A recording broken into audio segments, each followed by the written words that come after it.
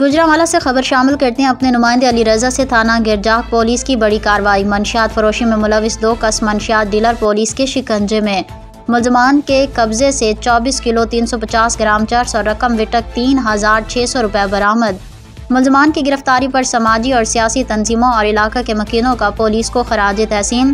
نوجوان نسل کے محفوظ مستقبل کے لیے منشیات سے پاک معاشرے کی تشکیل میں اپنا کلیدی کردار ادا کرتے رہیں گے۔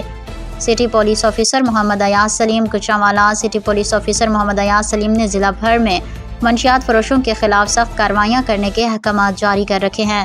انہی احکامات کے ایس پی سٹی شاہد رشید کی ہدایت پر ایس ایچ او تھانہ گرجاک سب انسپکٹر محمود الحسن و دیگران پر مشتمل پولیس ٹیم نے دوران گشت و ناکہ بندی اور تلاش بد رویگان اعلیٰ کارکردگی کا مظاہرہ کرتے ہوئے منشیات فروشی کے دھندے میں ملوث 2 کس منشیات ڈیلرز کو گرفتار کر کے قبضے سے 24 کلو 350 گرام چرس اور رقم وٹک 3600 روپے برآمد کر لیے۔ گرفتار کیے گئے ملزمان میں سفید خان اور محمد آصف شامل ہیں۔